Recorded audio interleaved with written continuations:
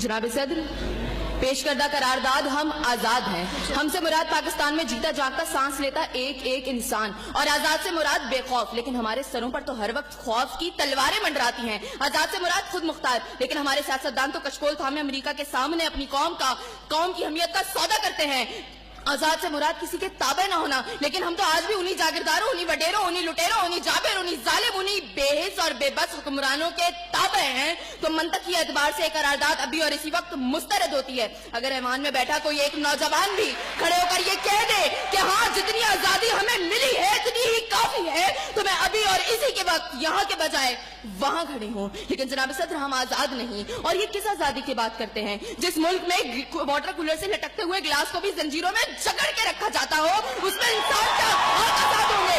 जनाब सदर, हम आजाद नहीं है। जनाब सदर, असल में मवाफकत में आने वाली मुकर्ररा खुद को डिज्नीलैंड की प्रिंसेस समझती है, क्योंकि ये जो कहानी हमें सुनाती रही वो पाकिस्तान तो हमने कभी देखा ही नहीं। जनाब सदर, जिस मुल्क के सियासतदानों की तरक्की का आलम ये हो कि उनकी दौलतों में दिन दुगनी और रात चुगनी होती हो, और तरक्की का दारोमदार ये हो, तो फिर मैं कैसे कहूँ कि हम आजाद हैं? जिन मुल्क के सियासतदानों के नाम पनामा लीक्स में लीक होते हो और स्टोर मचने पर फकत अवाम को लैपटॉप का लॉलीपॉप दे जाता हो, तो मैं कैसे कहूँ कि हम आजाद हैं? जनाब सदर, जिस मुल्क की हुक्मरानी और हुकूमत का ढांचा तक बैनुल अक़वामी इस्तेमार ने बनाया हो, तो फिर मैं कैसे कहूँ कि हम आजाद हैं? जिस मुल्क का अदलिया का सिस्टम तक किसी और का लिया हुआ हो, तो मैं कैसे कहूँ कि हम आजाद हैं? जनाब सदर, और जिस आजादी की ये बात कर रही थी, जिन हरी झंडियों की बात ये कर रही थी, जब कल यही झंडियां हमारी पैरों के तले रोती जाएंगी और कोई उनको उठाने वाला ना होगा,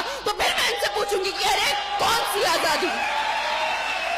जनाब सदर, हम आजाद नहीं कि जब कश्मीर में हमारे भाइयों को मार मार के उनका भुतस निकाला जा रहा था, तो हम भारतीय मूवी सुल्तान को पाकिस्तान में सबसे मकबूल तरीन फिल्म बनाने में मसरूफ थे। तो मैं कैसे कहूँ कि हम आजाद हैं? जब बॉर्डर के पार हमारे मुसलमान भाइयों को मारा जा रहा था, तो मेरे मुल्क के सियासतदान आम की पेटियां और साड़ियां तोहफे में उनको बेच रहे थे। तो मैं कैसे कहूँ कि हम आजाद हैं? जनाब सदर, और हमारे नौजवानों के लिए, अभी रोड पर मैं देखती भी आई, हमारे नौजवानों के लिए आजादी का मकसद फकत बाइकों के साइलेंसर फाड़ के निकालने तक महदूद है।